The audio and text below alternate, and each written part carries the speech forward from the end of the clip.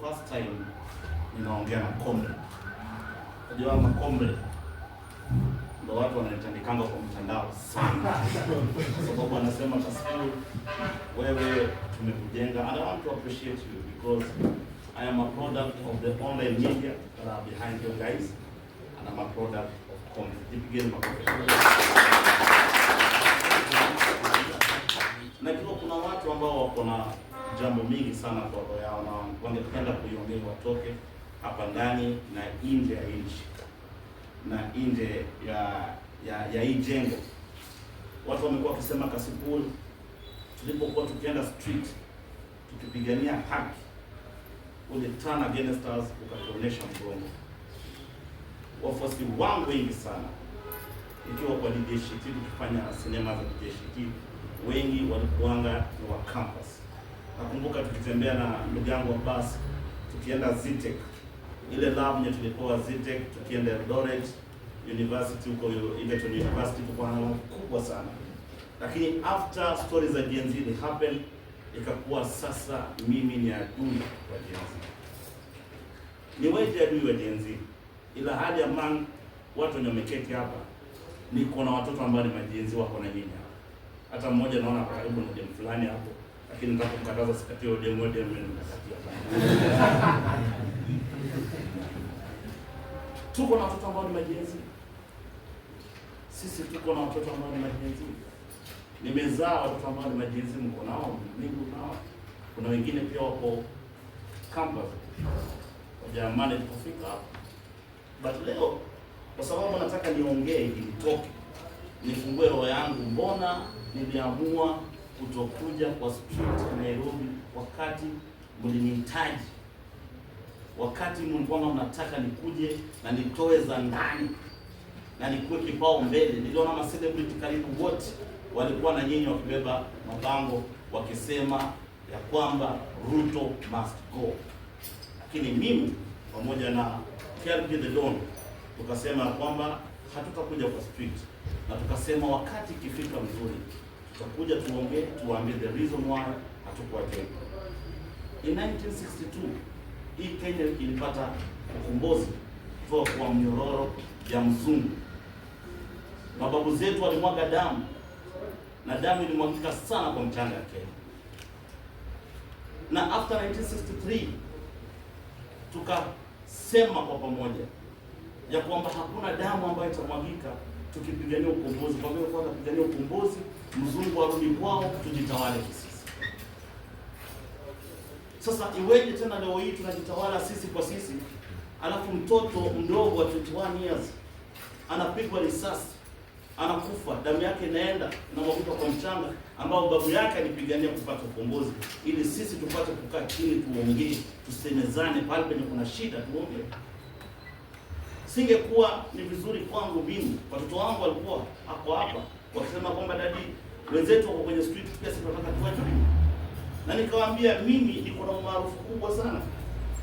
Singependa kama mzazi niambie mtoto wa mtu yoyote aenda mwage damu, na wangu wako kwa nyumba wanatulia, wanaona Netflix, wanakula sausage, wametulia, na watoto wa wengine ambao ni kama watoto wangu waenda mwage damu. Nashukuru Mwenyezi Mungu Subhanahu wa Ta'ala kwa sababu ambao ni 40. Na sasa nikiangalia hapa niko kwa gap ya milioni. And then so many million wale wa join kwenye street. Lakini nikakuja nikakaa chini nikasema kwamba nimeangalia vitu ambavyo nyinyi mmeangalia na mjaona. Ni ya kwamba wakati nyinyi mnatoka kwenda kupigana kwa street, kuna mwanasiasa ambaye anakaa pale kunegotiate na damu yenu akisema ya kwamba hawa ni watu wangu wako kwenye street. Kuna ma-activists ambao wanapata pesa kutoka kwa foreign community wakisema kwamba tunapigania haki na tumeweka watoto wameenda, muona damu imemwagika, wanapiga mapicha za damu ndio wapate pesa, wanunue gari, waende na watoto wao holiday, ila nyinyi mnaenda kwenye street. Nikasema kama ni hiyo, ninachukua bullet, ninaamua mniweke kwenye msaliti, mseme kwamba Kasipul ni msaliti, niko sawa. Lakini mbele ya Mwenyezi Mungu, mbele ya haki, nitasimama na nitajipiga kifua ya kwamba sikuchangia mtoto wa mtu yoyote kwenda kumwaga damu. Kwa maana nina utu. Mimi ni mzazi, nimezaa, niko na watoto, na singependa siku moja mtoto wangu apigwe risasi kwenye street. Na wakanichukia sana. celebrity wenye mlikuwa nao kwenye street, tulikutana nao State House kwa Ruto usiku, wamekuja kukunywa chai, wanakula nyama na wamebeba mfuko wakisema kwamba wale watoto ni wajinga.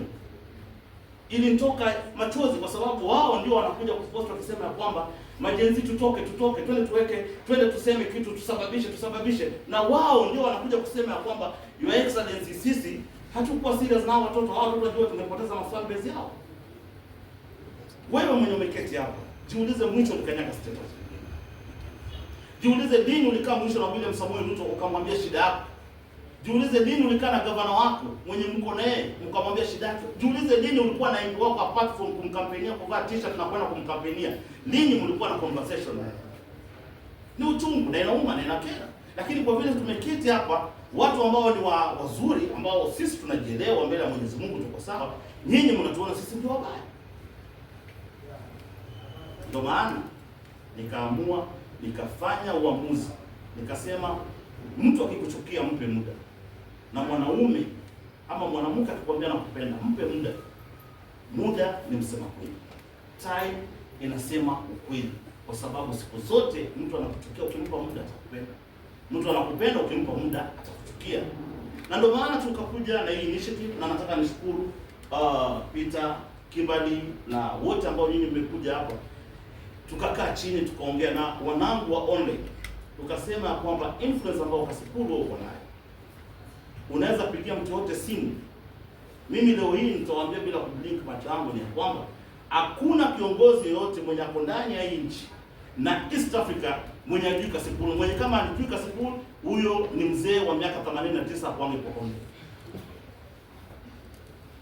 Hakuna president in East Africa, tukianza na Samia Suluhu, tukikuja kwa William Samoei Ruto, tukikuja kwa Museveni, tukikuja tuende all the way mpaka kwa Kiir ambao ni wa Sudan, Kagame ambao hajui Kasipul. So kupitia umaarufu yangu, kupitia platform ambao wanangu online wamenijenga, na nikasema kwamba we need to have a conversation, one-on-one conversation na kiongozi wako, na kuwa accountable kwa kusema kwamba hii na hii na hii na hii nilifanya, na kama hawezi kusema then miaka 2 ambao zimebaki, weka uamuzi wako useme kwamba huyu mtu tulimpelekea malalamishi lakini hakufanya chochote. Leo hii tutakuwa na kongamano kubwa ambayo inafanyika Garissa ya vijana zaidi ya 5,000 watakuwa na, na sisi wote kama team ambao tuko hapa, nashukuru kwa sababu tumeanzisha initiative. Tunataka sisi wote twende huko, tuketi na vijana waseme shida ambao wako nao kwa roho. Kama shida ambao wako nao kwa roho inahusika na Rais William Samoei Ruto, nitapigia William Samoei Ruto simu. Akipokea sawa, asipopokea mtajua hajapokea. Kama wako na shida na gavana wao, nitapigia gavana wao simu. Kama wako na shida na minister yoyote ambao kwa hii Kenya, ni minister yoyote, any minister, any PS, any CEO, yoyote ambao wako na shida nao, waongee, tutapiga simu, tutafuatilia na tutaona inabadilishaje maisha. Na hii sio Kenya peke yake, tunaenda kufanya hadi East Africa. Leo nimekuwa nikiongea na rafiki yangu kutoka Uganda akisema kwamba tuangalie vijana kutoka kwa kila campus, ambao tutakuwa na kongamano kubwa sana inafanyika Uganda, Kampala, ambapo wote kutoka ghetto na university watakuwa wanaenda kueleza shida ambazo zinaumiza Afrika Mashariki. Tutafanya Tanzania. In the next 2 weeks nitakuwa nasafiri naenda Dodoma kukutana na waziri wa communication, ambapo tumepata kuwasiliana naye, anaitwa Paul Makonda, waziri wa vijana ambao mnamjua, mwanamuziki Mwana Efe, waziri wa maji Juma Aweso. Tutakuwa tunakutana pia na mawaziri kutoka idara mbalimbali ambao ni vijana. Tutakuwa tunatembea pahali ambapo palihusika na shida, ambapo kulikuwa na maandamano na kulikuwa na makeos. Vijana wakuje chini, wakae chini, waongeleshe, watoke, ili tupate kuchukua ripoti pamoja na hao, tukalishe chini. Na hiyo kongamano tutamalizia Dar es Salaam kwa mapenzi ya Mwenyezi Mungu Subhanahu wa Ta'ala. Tutakuwa na Msiri na mwana ambao ni mwanangu, pamoja na Robert. Tutaorganize kongamano ambao tutaalika waziri mkuu wa Tanzania, na pia tutaalika naibu wa rais, pamoja ikimpendeza pia Mama Samia Suluhu ahudhurie ili asikie kutoka kwa watu. Nimemtafuta Diamond Platinum pia, nimemwambia akuja ongei mtoke, mbona alisupport ile nyali support na wasanii wote ambao walisupport. So moving forward as we go forward, tunataka kujua kwamba ongei kutoke ni uongee vile iko, bila matusi, bila kutusi. Sema shida yako, unaweza kusema shida yako bila kutusi mtu, bila kuongea na machungu, kwa sababu umejaribu kuongea na machungu, umejaribu kuingia kwenye street, haijawaka. Wangapi wamepigwa risasi kwenye street? Wangapi wamekufa? Nini imebadilika tangu risasi zipigwe kwenye street? Si mmezika watu? Si watu wamevunjwa mguu? Kuna watu leo hii hawawezi kulala na mademu wao kwa sababu pia walivunjwa mguu za kiume. Mnapata hiyo point? Mmepata hiyo point? So we need to have a conversation. We need to talk to one another, so kupigana kelele na kutusiana kwenye mitandao. Alafu mtandao imerahisisha kila kitu, imekuwa ni kama kijiji. Dunia ni kijiji mzima. Leo hii mimi ni product ya mtandao. Kuna mtu anaweza kukutusi tusi moja mpaka ushangaa mtu amenitusi aje, na kesho anakutana naye kwa njia anakuambia mpaka sasa. Inakuwa ni kwamba tuko na hypocrites ambao wanawachochea nyinyi mchukie wengine, na wao ndio ni fans in denial. Nionyeshe kiongozi mmoja ambaye amekuja ameketi hapa chini akasema kwamba kujeni mnielezee shida yenu, including hata MPs wangapi wamekuja. Nyinyi wote mna represent different constituencies. Utapata kuna wanatoka Nyanza, wanatoka Western, wanatoka wapi? Hakuna mtu.